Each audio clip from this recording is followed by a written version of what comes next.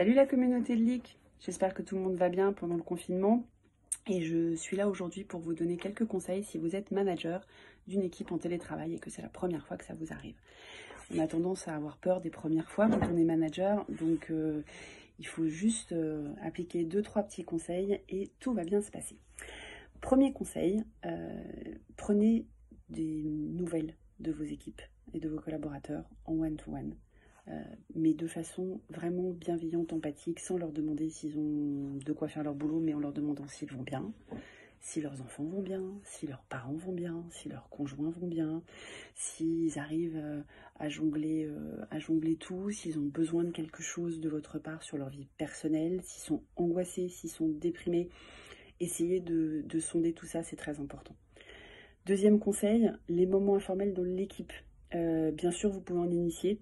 Vous pouvez proposer tous les matins que tout le monde prenne son café ensemble, c'est devenu très à la mode, en visio, où chacun amène sa plus belle mug et montre ses plus beaux chaussons, pour aussi leur montrer que vous acceptez complètement ce mélange de la vie professionnelle et de la vie personnelle que nous sommes tous en train de vivre en ce moment, parce que le télétravail, on était déjà beaucoup à le pratiquer, mais le télétravail avec l'école à la maison pour les enfants, c'est autre chose, et ça chamboule un petit peu toutes nos habitudes. La dernière chose sur ce sujet, c'est ne vous vexez pas si c'est quelqu'un d'autre de l'équipe qui initie ces moments informels. Participez-y comme un autre membre de l'équipe. Vous n'êtes pas à devoir tout porter sur vos épaules. Le troisième conseil, c'est que vous devez lâcher du lest et sans doute relâcher un peu la pression sur les reportings, sur les réunions récurrentes, etc. Tout le monde est en train de jongler avec, comme je disais, l'école à la maison. On n'a pas toujours le conjoint présent, soit parce qu'on est parent isolé, soit parce que le conjoint est soignant ou fait partie de ses métiers prioritaires et donc doit sortir, soit parce que lui aussi, il doit jongler avec du télétravail et donc ne peut pas vous soutenir sur l'intégralité de la journée. Donc soyez plus tolérants et lâchez du lest. Éliminez des agendas tout ce qui n'est pas absolument prioritaire. Ce sera l'occasion de faire le point justement sur quelles sont les réunions sans lesquelles on peut tout à fait vivre et tout à fait faire son travail.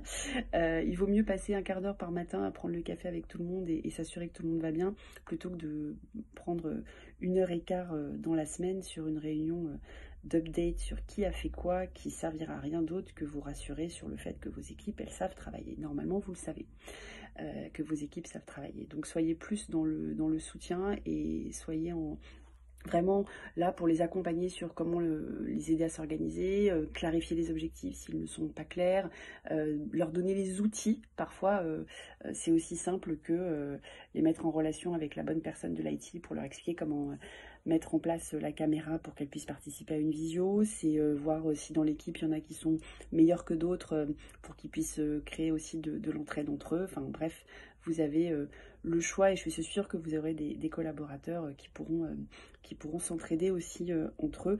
Et même si vous avez la pression de votre manager, ne la faites pas retomber. Ne leur demandez pas un reporting tous les soirs de tout ce qu'ils ont fait dans leur journée et ne leur demandez pas de participer à des réunions à des heures fixes qu'ils ne pourront pas tous honorer à cause justement des enfants, de la répartition des tâches, etc. Donc soyez souples, soyez vigilants, soyez aidants. Et si vous réalisez au bout de quelques jours que les objectifs ne sont pas tenus, les tâches ne sont pas exécutées ni du tout ni correctement, alors n'hésitez pas à avoir une discussion en privé avec le collaborateur en question, mais ne soyez pas sur le dos de tout le monde avant de savoir s'ils vont effectivement s'en sortir. Voilà, c'était mes petits conseils pour le confinement. Bonne journée.